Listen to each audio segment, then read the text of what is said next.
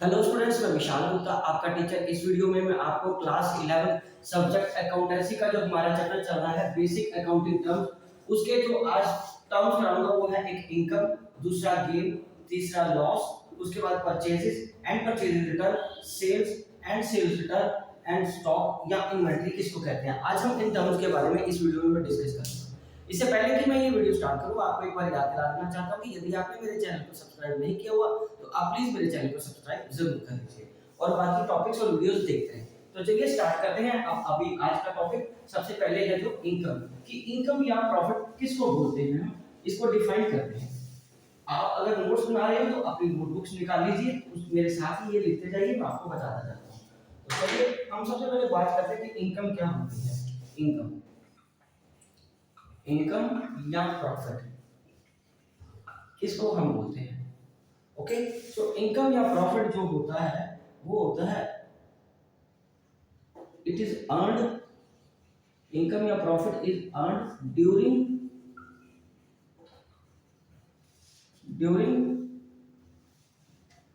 A period. एक period में जो हम अर्न करते हैं during a period.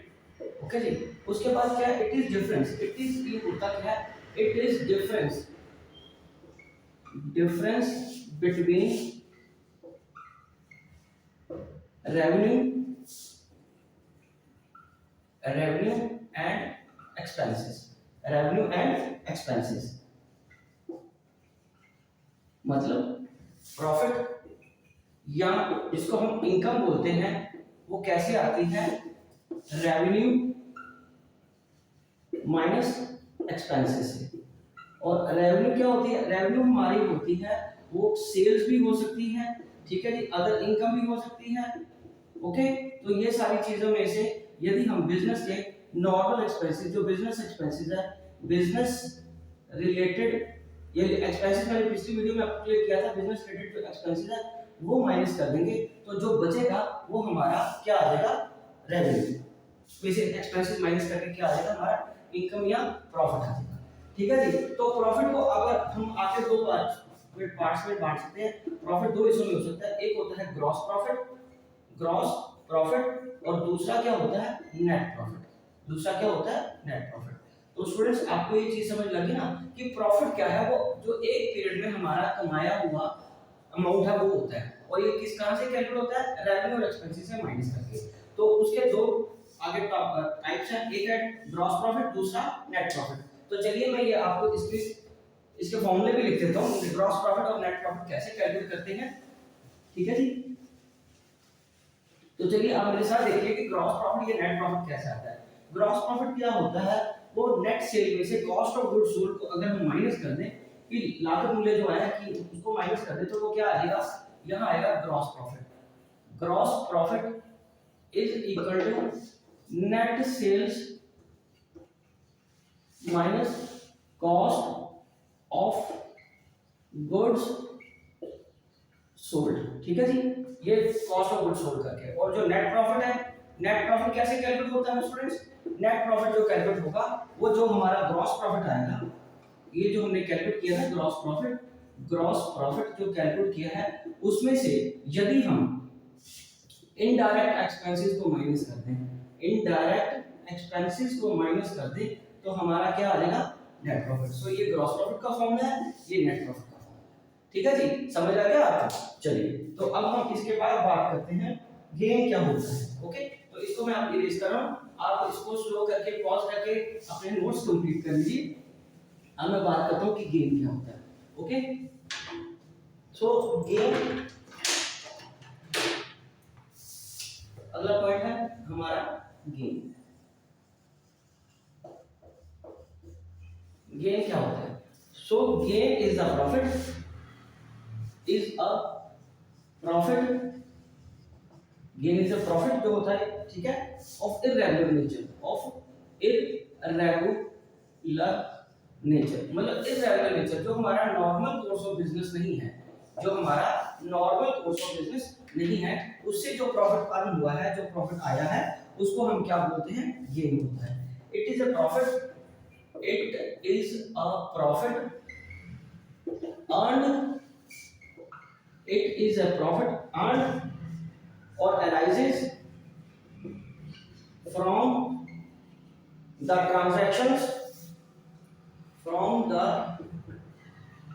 transactions which are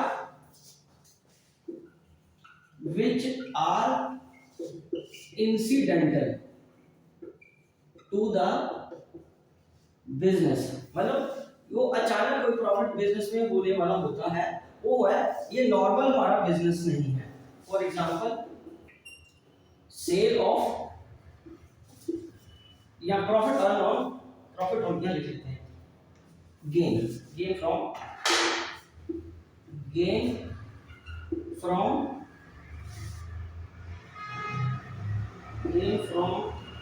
cell of fixed assets. जो गेन हमें हुआ है फिक्स्ड एसेट्स को बेच के, ठीक है जी, वो क्या हो जाएगा हमारा, उसको गेन बोलेंगे, गेन और प्रॉफिट फ्रॉम फिक्स्ड एसेट। क्योंकि फिक्स्ड एसेट्स को बेचना हमारा नॉर्मल बिजनेस नहीं होता, फिक्स्ड एसेट्स तो हमें बिजनेस को रन करने के लिए, स्मूथली चलाने के लिए होती है ना। तो यदि उससे कोई प्रॉफिट अर्न हुआ है तो उसको क्या बोलेंगे, गेन। ठीक है जी। तो चलिए अब हम आगे बात करते हैं अगले पॉइंट की। गेन के बाद अगला जो पॉइंट है वो है लॉस। लॉस एक ऐसी चीज है जो कोई भी एक्सपेक्ट नहीं करता कि बिजनेस में होगा, लेकिन अनफॉर्चुनेटली कई बार लॉस हो जाता है। और लॉस को हम बोलते क्या हैं, लॉस क्या होता है, when expenses are more than the revenue. Simple, it is termed as loss। तो जैसे मैंने पहले आपको बताया था कि ये लॉस है, और प्रॉफिट पहले मैंने आपको क्या बताया था, प्रॉफिट कैसे होता है, रेवेन्यू में से अगर हम एक्सपेंसेस को माइनस कर दीजिए, ये मान लीजिए 100 रेवेन्यू है और एक्सपेंसेस 80 रुपए, तो प्रॉफिट कितना आ जाएगा, 20 रुपए। प्रॉफिट कितना आ जाएगा, 20 रुपीज। और लॉस कैसे आता है, जब एक्सपेंसेस आपके ज्यादा होते हैं, एक्सपेंसेस आपके ज्यादा होते हैं और रेवेन्यू आपकी कम होती है। मान लीजिए कि रेवेन्यू 100 ही है और एक्सपेंसेस आपके 120 के हो गए, तो ये लॉस कितने का आ जाएगा, -20 का। When expenses are more than your revenue. ठीक है जी, ये क्लियर हो गया आपको। चलिए तो अब हम अगली बात करते हैं, अगला पॉइंट लिखते हैं कि उसके बाद परचेज क्या होता है। तो परचेज एक इंपॉर्टेंट आइटम है। परचेज तो बहुत कुछ करते हैं, परचेज हम एसेट्स भी करते हैं, परचेज हम स्टेशनरी भी करते हैं, परचेज हम वो सामान भी करते हैं जो हमने बेचने के लिए फर्म में लाया हुआ है। लेकिन हम बिजनेस में किसको बोलेंगे कि ये परचेज हुआ है, वो मैं आपको समझाता हूँ। तो अगला पॉइंट है हमारा परचेज। परचेजेस में हम किसको लिखते हैं, परचेजेस क्या चीज होती है, मेरी बात सुनिए। परचेजेस को हम लिखते हैं goods which are bought for sale। ठीक है, for sale in normal course of business। ठीक है जी, उसको क्या बोलेंगे, are termed as परचेजेस। तो स्टूडेंट्स ये हम परचेजेस किसको बोलेंगे, अब मेरी बात समझिए ना। परचेज क्या होता है, मैंने आपको बताया कि हम बहुत सारी चीजें परचेज करते हैं। हम स्टेशनरी आइटम भी परचेज करते हैं, ठीक है जी, हम गुड्स भी परचेज करते हैं, हम एसेट्स भी परचेज करते हैं। लेकिन परचेजेस में किसको लिखेंगे, परचेजेस में हम उन आर्टिकल लिखेंगे जिसमें हमारा बिजनेस डील करता है, जिसमें हमारा बिजनेस डील करता है, उसको हम किस पे लिखेंगे, परचेज में, क्योंकि वो चीजें हमने रीसेल के लिए लगाई होती है। ठीक है, फॉर एग्जांपल मैं यहाँ पे लिखता हूँ, मैं लिख रहा हूँ यहाँ पे स्टेशनरी का हमारा बिजनेस है, स्टेशनरी का क्या है, हमारा बिजनेस है। तो उसने व्यक्ति ने क्या खरीदा, उस ऑनर ने क्या खरीदा, एक तो फर्नीचर खरीदा, वो क्या बनेगी उसकी एसेट, ठीक है। और उसने क्या खरीदे, books, notebooks,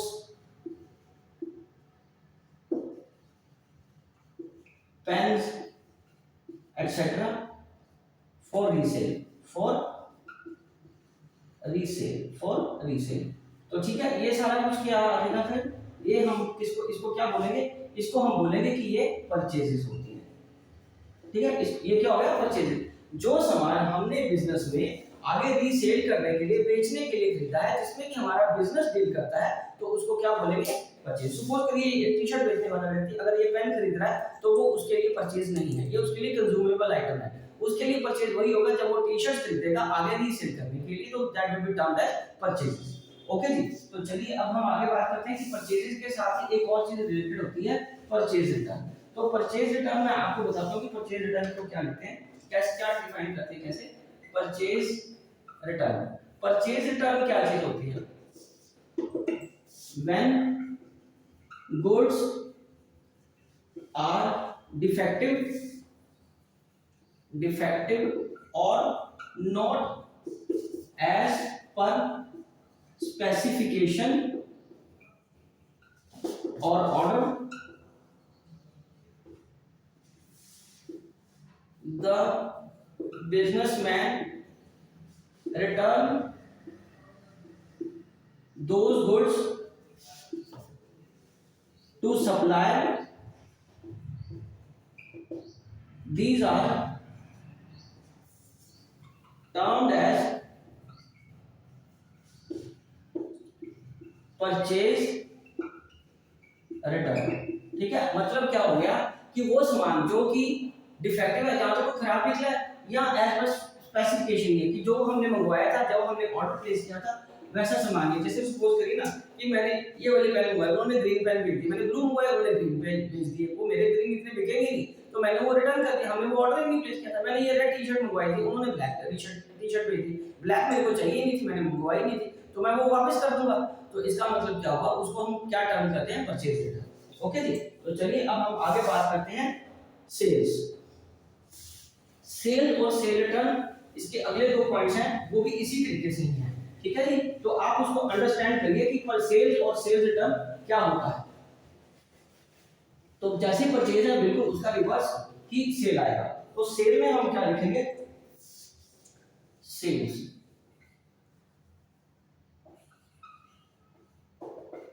are the revenue, sales are the revenue. Okay, so the goods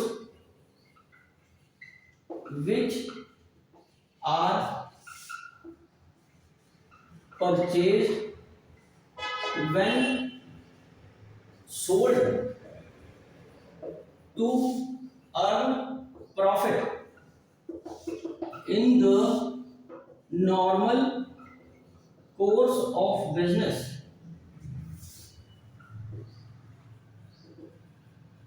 are termed as sales। मतलब क्या हुआ, जो सामान हमने खरीदा था बेचने के लिए, वो जब हम सामान बेचते हैं प्रॉफिट अर्न करने के लिए, तो उसको हम क्या बोलते हैं, सेल्स। उसको क्या बोलते हैं स्टूडेंट्स, हम सेल्स। ठीक है जी, तो उसके बाद हम लिखेंगे, हम सेल्स के बाद सेल्स रिटर्न, उसके बाद क्या लिखेंगे, सेल्स रिटर्न। तो सेल्स रिटर्न क्या होता है, व्हेन आवर कस्टमर, पहले हमने सप्लायर को वापस किया था ना, when our customer send back और return the defective or not as per order, these या those returns are treated as sale return। Simple है ना, समझ लगे ना कि जैसे हमारा सामान खराब निकला था, हमने अपने सप्लायर को वापस कर दिया था, तो हो सकता है कि उसके पास भी कोई सामान ऐसा चला गया होगा हमारे कस्टमर के पास जो उसको ना चाहिए हो, जाओ ठीक तरह का ना हो, उसके ऑर्डर का ना हो, डिफेक्टिव हो थोड़ा, तो वो जब वापस करेगा तो हमारे लिए वो क्या होगा, सेल्स रिटर्न। चलिए, तो अब हम आगे बात करते हैं सेल रिटर्न के बाद स्टॉक या इन्वेंट्री क्या होती है। स्टॉक और इन्वेंट्री भी वो गुड्स भी होती हैं जो हमने खरीदी हुई हैं बेचने के लिए। जब तक वो बिक नहीं जाती तब तक हम उसको स्टॉक ही बोलते हैं। तब तक हम उसको क्या बोलते हैं, स्टॉक। तो यहाँ पे मैं अगला पॉइंट लिख रहा हूँ, स्टॉक। स्टॉक या इन्वेंट्री क्या होती है, ठीक है जी। तो unsold goods are termed as stock, ठीक है जी। जो अनसोल्ड गुड है उसको हम क्या बोलते हैं, stock. Stock is a tangible item, stock is a tangible asset, ये एसेट्स होती हैं, टेंजिबल एसेट्स होती हैं हमारी, ठीक है जी। ओके, तो अब उसके बाद हम बात करेंगे, उसके बाद टाइप्स ऑफ स्टॉक। टाइप्स इसके हैं, एक तो स्टॉक हम ज्यादातर, और इन्वेंट्री क्या होती है, मैं यहाँ पे पहले इसका डिफरेंस आपको थोड़ा सा क्लियर करूं, हालांकि इसमें कोई फर्क नहीं होता। जो स्टॉक होता है वो ऑलरेडी फिनिश गुड्स ही होती है, मतलब तैयार माल ही होता है, फिनिश गुड्स। ओके, ये टर्म कब यूज करते हैं, ट्रेडिंग कंसर्न्स में।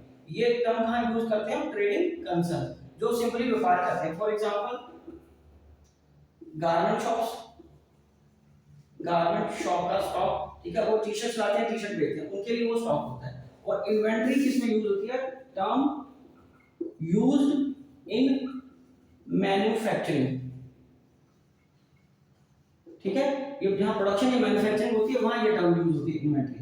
तो वो कितने तरह की होती है, एक होता है रॉ मटेरियल, ठीक है। For example plastic,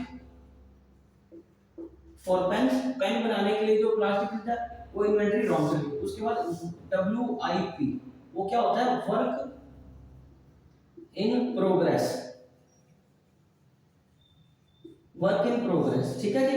half prepared, मतलब उसको कहा हाफ प्रिपेयर्ड, मतलब अभी उस पे काम होना बाकी है। और लास्ट में क्या उसका, फिनिश्ड गुड्स।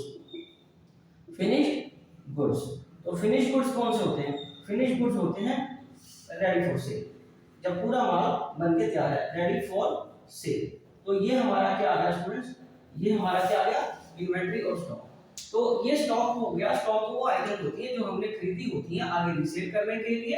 अनसोल्ड स्टॉक है वो, और टेंजिबल एसेट्स होती है, वो नजर आती है, we can see it, touch it. Okay, तो उसके बाद स्टॉक और हम दो तरीके से बोलते हैं, एक स्टॉक है और एक इन्वेंट्री।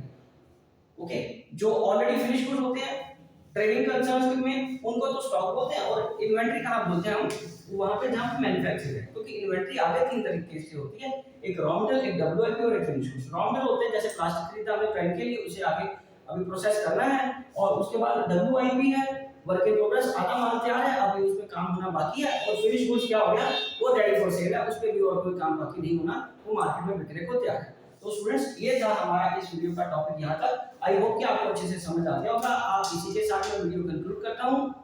Good luck.